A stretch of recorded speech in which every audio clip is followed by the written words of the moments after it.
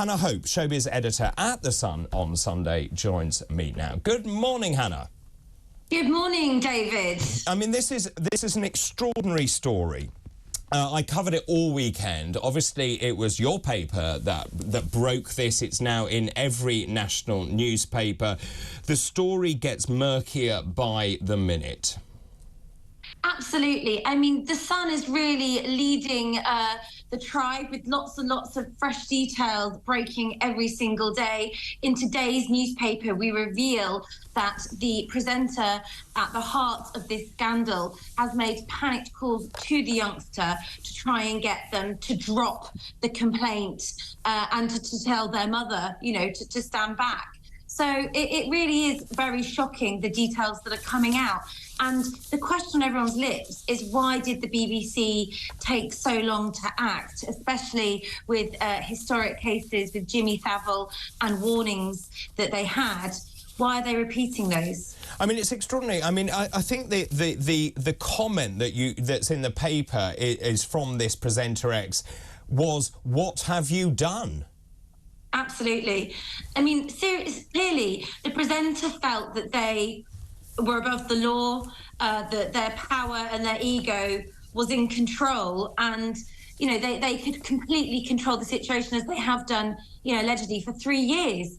So, therefore, I think that the fact this is finally coming to the public's knowledge, it is incredibly shocking to them and to us. Certainly, what is most upsetting about all of this is that the BBC knew about this in May, and they haven't done anything until The Sun has actually put it into the public domain. Where are we now? July. Well, so the BBC's response, to be fair to the BBC and to see both sides of it, the BBC said, well, when that allegation first came to light in May, they had an internal investigation. The big question, and you're right about this, why did it take 2 months for an internal investigation to report back? It seems nothing has been done. Also, we've been talking with lots of commentators this morning about, wouldn't it be right to suspend the presenter X at that point, investigate fully, but you could do it in a way where you control the narrative. Now the narrative is controlling the BBC. It is now issuing statements, it sent an email to all its employees, and it clearly is on the back foot.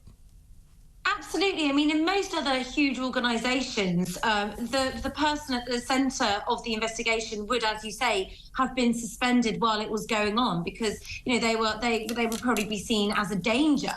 So it is quite shocking that not only they let this presenter continue in their role, but we also know that they joined the presenter at a high-profile industry awards do last month and celebrated their work. So that feels disingenuous to me.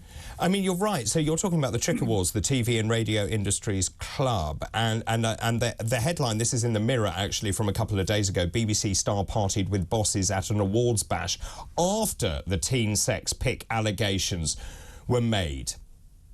Absolutely. So not only are you seeing that bosses aren't taking this allegation and the investigation seriously, but they're still celebrating and lauding it up with the presenter. And I mean, I hate to bring it back to ITV here, but ITV is also undergoing an internal investigation surrounding This Morning allegations and Philip Schofield. There's this sense that within the TV world, that these presenters are treated like gods, and that there's one rule for them and one rule for someone else. I was speaking all morning with James, the political correspondent at The Spectator, and he puts, I thought, an interesting spin on it, saying that the BBC almost revelled in ITV's downfall over Schofield. And, of course, now the shoe is on the other foot.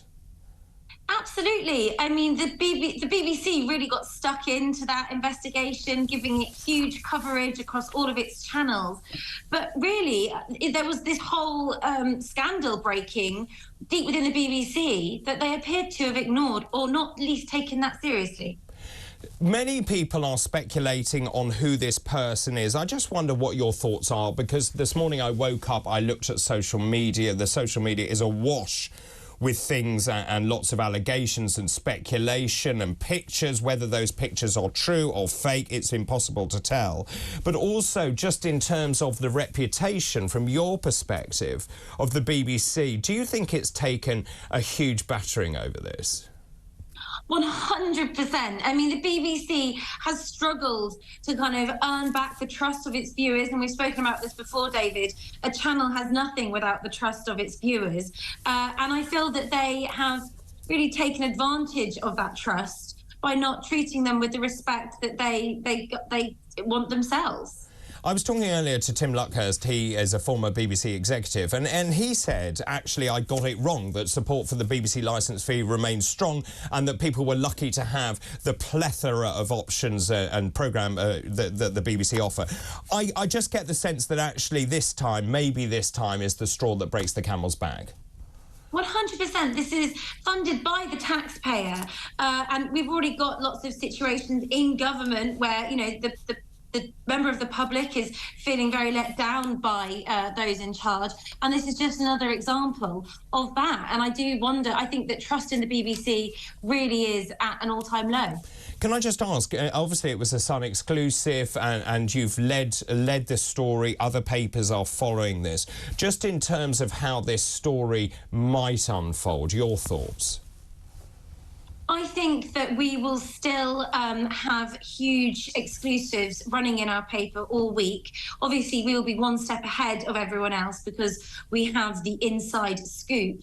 But I do wonder if the presenter at the heart of this will be named potentially in Parliament.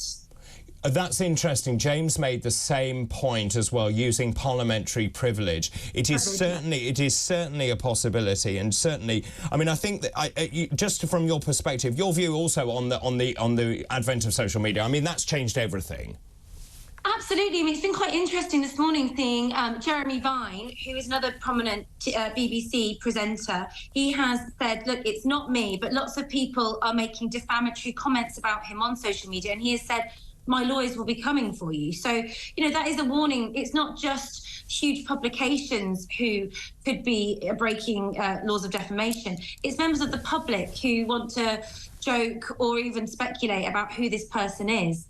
We're dealing with libel and defamation laws, and it's very serious and costly. Hannah, really good to talk to you as ever. Thank you so much. Hannah Hope, their Showbiz editor of The Sun on Sunday. That's the paper that is leading this story, that broke the story. The Sun broke that story.